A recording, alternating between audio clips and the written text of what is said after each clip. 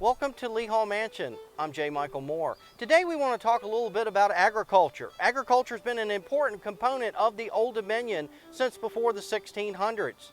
The Powhatan chiefdom had subsistence style agriculture, which all changed when the English arrived in 1607. They began the mass production of tobacco, which made Virginia one of the wealthiest of the British colonies in North America. By the early 1800s, the overcultivation of that crop led Warwick County farmers to switch from tobacco to staple crops. Mr. Richard Decatur Lee here at Lee Hall Mansion grew corn, wheat, oats, and sweet potatoes and Irish potatoes. He also had sheep, cattle, and hogs. By the time of the American Civil War, he had established a very profitable farming venture here. He was also a scientific farmer. His father, Robert Henry Lee, and Daniel Prentice Curtis of Land's End on Mulberry Island, which is now known as Fort Eustis, they followed the agricultural tenets of both John Taylor of Caroline County and Edmund Ruffin of Coggins Point in Prince George County, Virginia.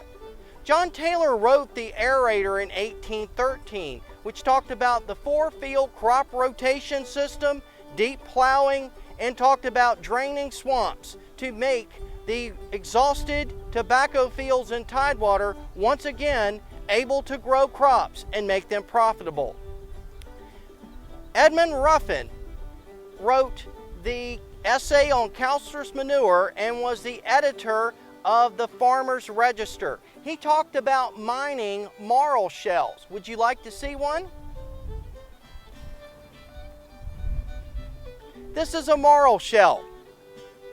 35 million years ago, the waterfront property in Virginia was around the foothills of the Appalachian Mountains.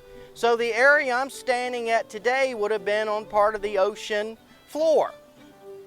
As the geological history of Virginia changed, by the time of the 1800s, there was a rich deposit of marl shells throughout Tidewater, Virginia. And Mr. Lee would have had his enslaved persons mine these marl shells so that they could be collected, crushed, mixed with animal manure, and spread on the fields, reducing the acidity of the tobacco-depleted soil and adding vital nutrients. They also took seaweed and other organic material from along the water's edge and put them on their fields. The 19th century scientific farmers are the early inspirations for today's green farmers who truly believe from farm to table should be in the most nutritious and the best food that are available for their consumers. Indeed, Warwick County farmers were sending their potatoes to Boston, New York. Our grain went to South America, where other ships would bring back guano, another organic style of agricultural fertilizer, as well as coffee.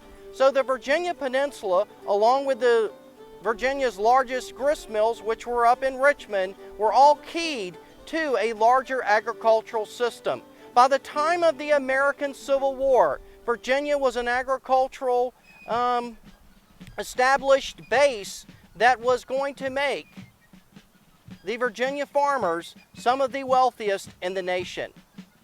In other episodes, we'll cover some of the labor source behind all of this farming. You cannot grow tobacco or staple crops and take care of draft animals without a labor source, and we'll go into more about the enslaved population here at Lee Hall and throughout the other plantations on the Virginia Peninsula. Thank you for visiting today.